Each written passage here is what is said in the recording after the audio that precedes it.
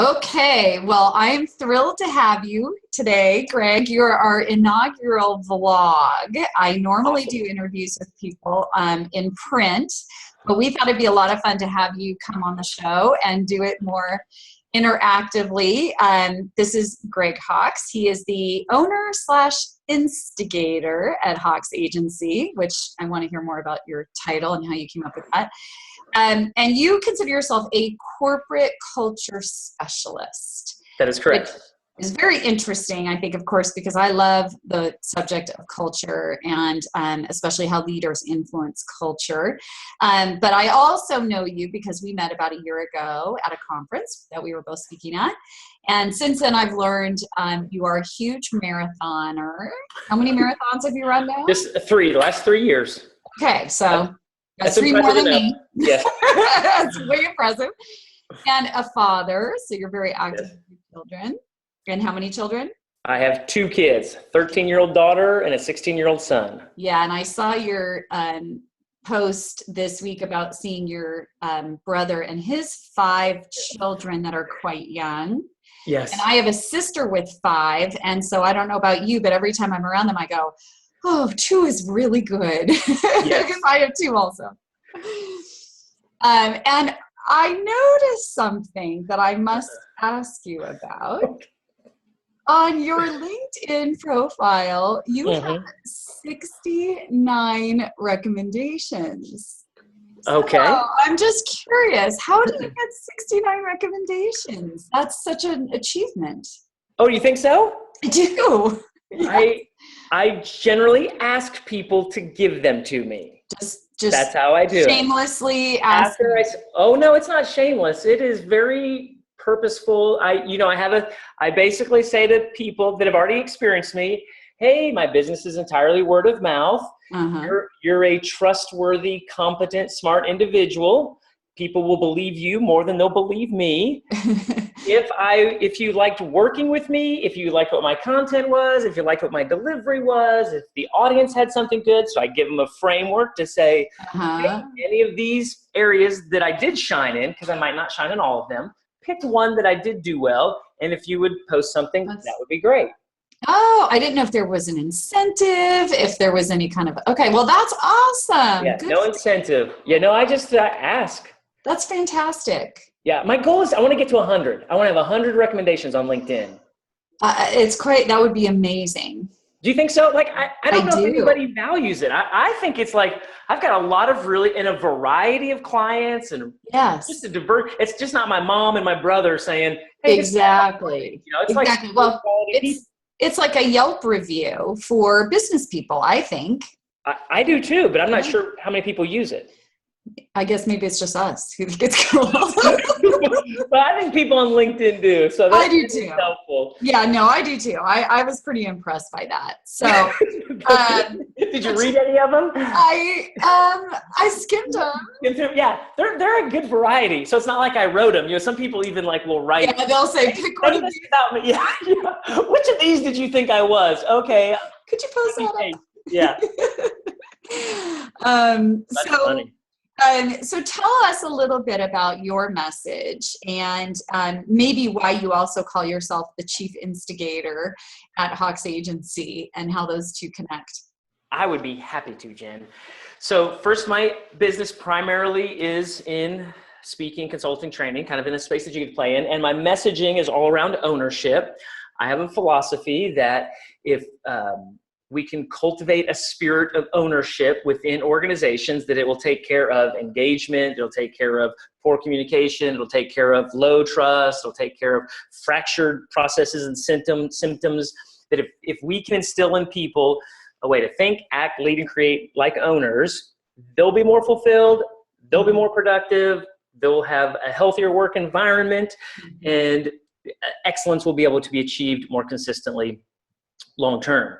So as an instigator, I'm in the space of speaking, and people are like, oh, you're a motivational speaker. And I'm like, I'm really not. I don't really want to motivate you. I want to poke you. I want to prod you. I want you to feel the need to act when I'm done. Motivation feels a little more warm and fuzzy than I am. I think I'm a decent communicator, and I like to have fun when I communicate. But at the end of the day, I want people to feel compelled to take action, not so much a motivation, but like this, it hurts or it's going to keep hurting if I don't. Are you a provoker? So it's like provoking them. Yes. I definitely want to provoke. Yeah. Yeah. Okay. In a delightful way. In a delightful way. Yes. Provocateur delight. Have you noticed certain industries really resonate with that? I thinking like an owner more than a renter, I guess. Well, I've been very fortunate that nonprofits, I've had a good success with nonprofits. I've had good success with government, our state government in Ohio. I've been doing a lot this year with, I'm getting ready to do some credit unions. And what I like about credit unions, and I've done banking and credit unions, they already use that terminology because, credit unions are a nonprofit. Oh, yes. They actually, their folks are owners, right? They're owner members, owner operators. So that really resonates. But also I have a client here in Oklahoma City is where I'm at that is 2,000 people. It's an insurance. And they love this message because it works with their sales. I've done with their sales teams, multiple trainings, with their operations department, with their executive leadership team. And so really I've found that once people get exposed to the message, because it is at owners and renters and vandals, they like that idea. It's a low friction. It's easy to get. Everybody's been one or the other or all three.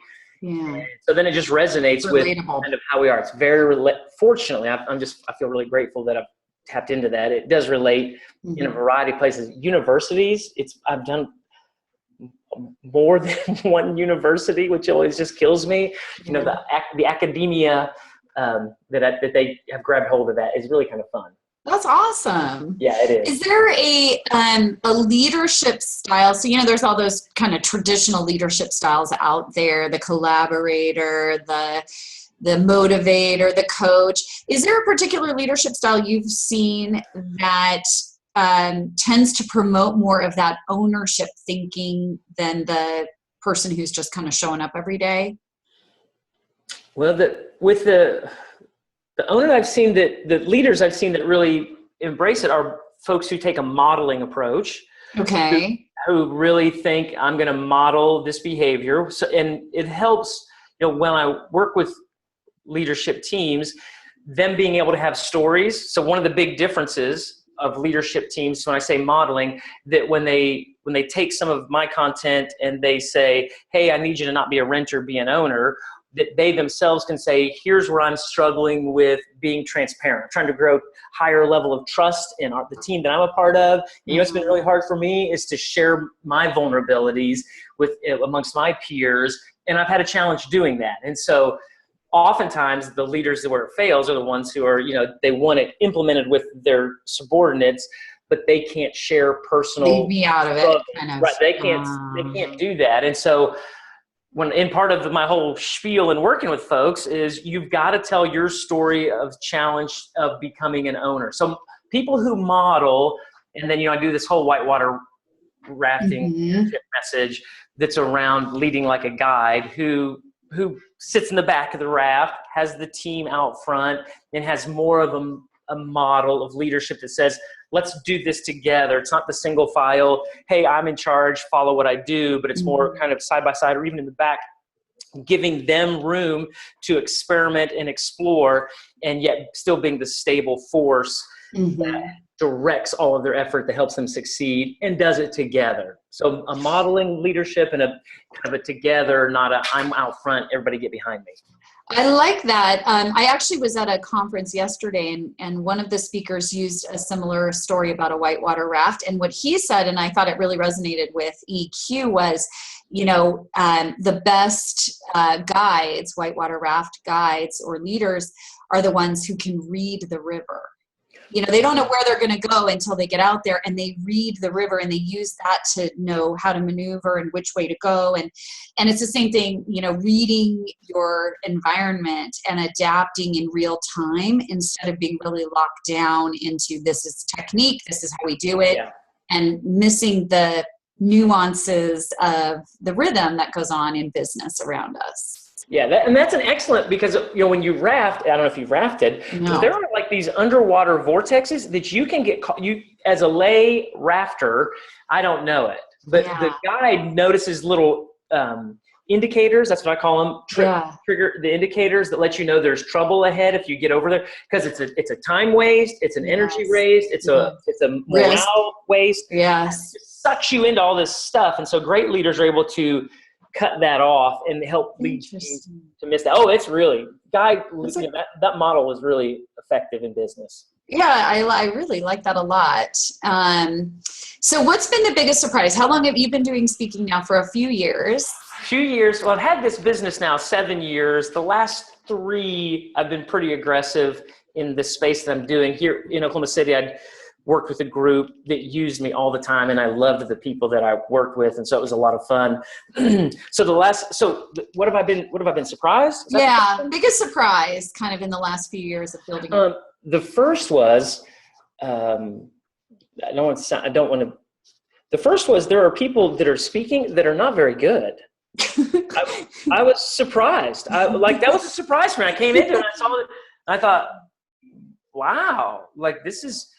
That was a huge surprise to me, because I kind of assumed the caliber of people who are getting dollars for speaking in certain realms would be more effective. Some people are using really old content. Mm-hmm. Like I'm like, this is like Covey mid-90s. Mm-hmm. So that was all a surprise to me, because I didn't expect that. Fortunately, I mean, on the upside, the other surprise is I've met all kinds of amazing people like yourself who are in the business, who are generous, kind, excellent at what they do, and make room, and are always willing to be helpful. Like I've connected with several people that are just, share as much as possible. Here's whatever you need, whatever you want. And I try to temper myself and say, oh, please help. But I'm pretty willing to insert myself, as you know, in people's lives, and then figure out how we can mutually be beneficial to one another. So the surprise was, there's some people doing this that I'm surprised are getting paid to do it. And they're really great people who are so generous and very open and approachable and accessible and willing to be helpful to those of us that haven't been doing this long. Yeah. Yeah, I agree. And I think I'm always surprised too at what resonates of what you talked about, or what I talked about, or what the speaker talked about. I think I assume certain things people are going to go, oh, that was so insightful. That was amazing. And then there's other times that they say, when you said that one thing, you rocked my world. It totally changed my thinking on it. And I'm like, that's what you took away.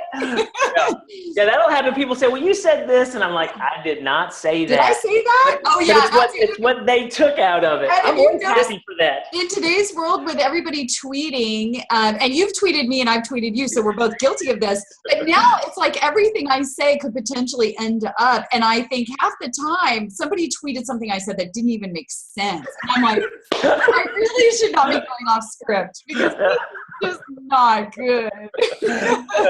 It's like, you want to qualify it. Well, you have to understand the context. That 140 characters. Yeah. Yeah. That part's been not so fun, but so I'm happy to mistweet you, Shirkani. I am happy to misquote you and tweet all erroneous things and attribute it to you. Oh, well, thank you. If it's the least I could do. eloquent, it's probably come out of my mouth, without a doubt. So you travel like I do. I travel about 50% of the time. So I always love to ask this question. What is your favorite travel item that you never leave home without? Matter of fact, I travel to an office here, so I have 2 things. Okay. First, that I never leave home without, because I knew there would be a video. I never leave home without my Fiber One peanut butter and oat bar. Oh. So regardless of where I stay or where I'm stuck, if I'm in an airport, a hotel, got to have that. You've got a snack. And I have several of those. I keep them everywhere. So it's like, oh, I'm hungry. And I pull it out. Okay. Then next, I got these awesome Bluetooth, my headphones. I'm always a headphone person, but these Bose came out, and I made the investment, and they're just the most fantastic thing. They're they shut down all the noise cancellation. They connect, they work. I can talk on the phone with them. When I put them on right in the airplane, shuts out the entire world. I literally had a kid crying right in this front seat, right the next seat up, put them on, put music on, never even noticed. In your own land. Yeah, and that's pretty critical. Even though I'm a pretty gregarious individual and I like people and talking to people, when I get on an airplane, I just shut the world out. Antisocial. That's it. I don't want to talk to anybody about anything. I'm not looking for business. I'm not talking about, like, put it on, and I can fall asleep really well. I can fall asleep. Can you sleep on planes? Before the plane's taken off, I can fall asleep. Wow. Yeah, my wife hates that about me because I've done it with our kids. It's like, all right, we're on the plane. I can be asleep before it takes off, literally. Wow, that is huge. It is a gift. I am grateful for it. It is a huge gift. I have learned that my favorite travel item is my ID. Because, yeah, I guess if you go one without it. Oh, yes. I noticed on my outbound, that was an airport 90 miles from my house, roughly, that I had to go. It was like one of those trips that I started and went from city to city to city. I think I had 6 flights that week. So I've decided that is my most important travel item. How could you do that? It was no fun. I had to go through like the extra security everywhere I went, and they had to do the whole thing. And so, yeah, travel these days, yeah. Not a lot of fun. I guess I didn't know that ID would fall into that category. Like a luxury item. Yeah. Space cadet. So let me ask you this: if somebody were to adopt a new self-improvement habit, what would be the one thing you would tell them to do? Adopt one new self-improvement habit. It would be right in your space. It would be create a process that keeps you self-aware continuously.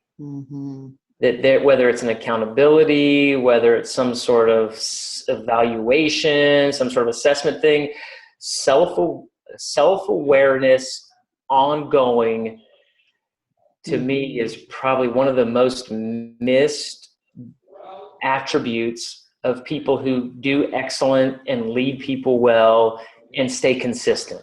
Our own where we miss our blind spots and where we miss the impact we're having on other people, and don't realize it. And so that would be a really beneficial self-improvement habit. Yeah, I like that one. I thought maybe you were going to say running or... Oh, no. I mean, I love running. It's the most creative place for me. It's where all of my good ideas come from. Every time I get done running, I'm sending Jordan, I've just ran 5 miles. Here's 5 ideas. Yeah. The self-awareness, a habit that keeps us self-aware, because of all of our different personalities, right? I'm very outgoing and very positive and optimistic.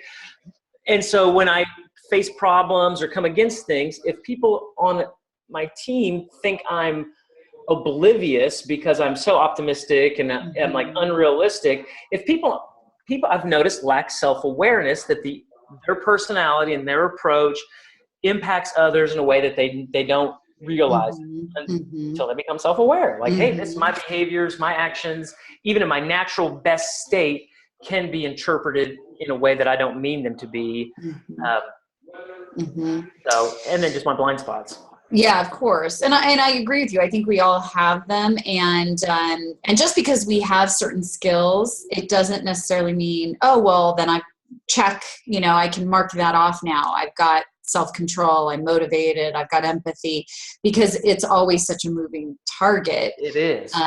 We were with a group yesterday, and we were talking about self-control and composure and how normally that's a really good thing, but there's actually times when being too composed, too calm is actually the least emotionally intelligent thing to do. And so it's through that self-awareness that you decide, is this the appropriate behavior for what this situation calls for or not? It doesn't always imply a strength. So very good. I've never been accused of being too composed.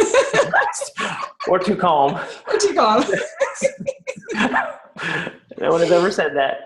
Yeah, well, I have seen you speak. I know that you're a very engaging speaker. The time goes very fast. I'm not surprised you got 69 recommendations from LinkedIn. I'm convinced you will hit your 100. Hey, Jen, will you give a recommendation? I was going to say, I guess I will send you a link. 70. Yeah. Move into the 70s. You'll be my intro to the 70s. Okay, I'll be your We'll do a intro disco ball. The 70s.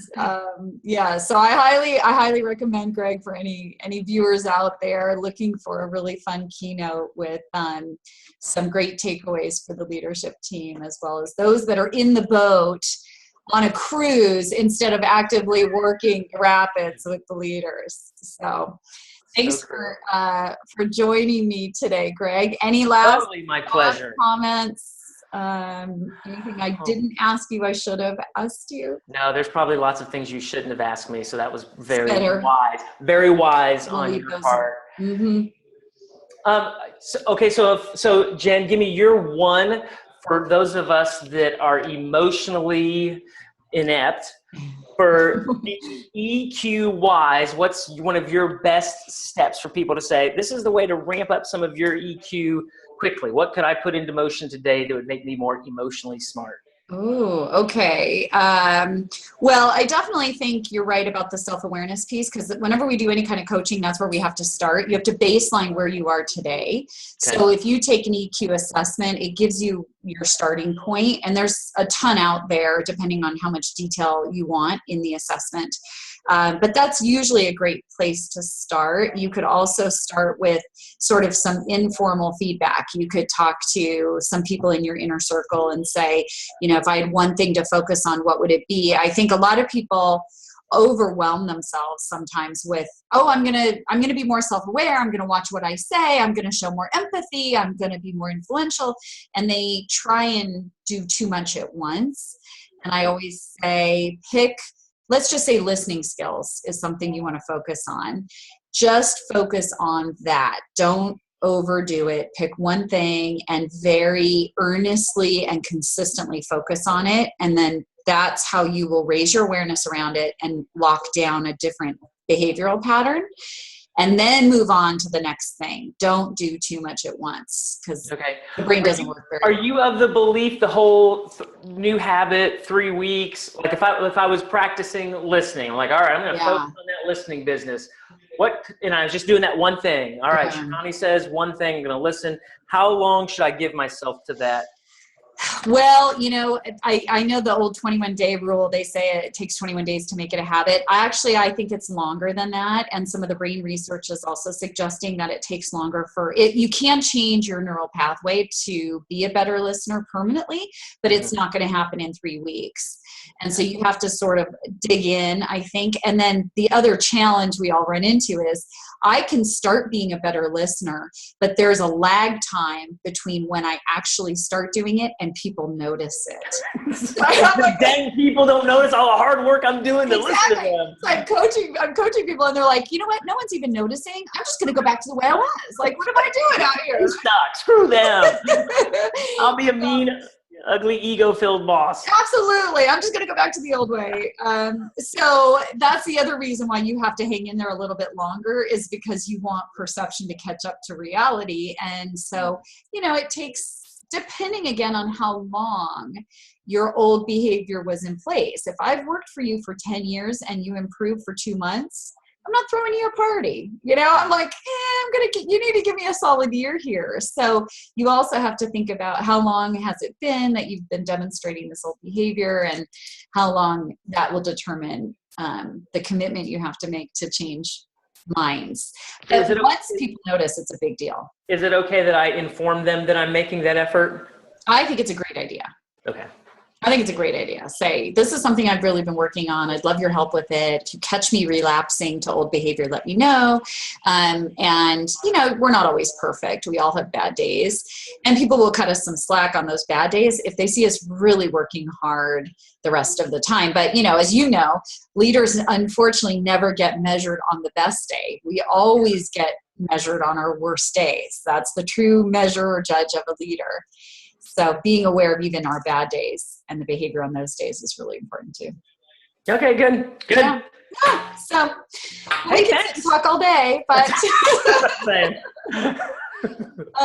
but it's been great to have you. Thank you so much for doing this, and My pleasure. I wish you continued success. And I encourage all of you to check Greg out, and he will at some point have a book out too. So keep your eyes out for that. Should we give my website, Yes. thehawksagency.com? So it's just hawksagency.com. Or you can find me on LinkedIn, come write a recommendation for me in this interview, how that went. I don't have any interview recommendations. Hold me accountable to doing an interview of you. That's so funny. So yeah, hawksagency.com, that'd be it. And then on Hawks Twitter, Agency, Greg Instagram, Hawk, 1G, Greg Hawks. no E, right? That's what I was saying. 1G, no E. 1G, no E, with an S. With an S. Okay, great. Everybody check him out. Thank you. Bye-bye. See ya. Bye.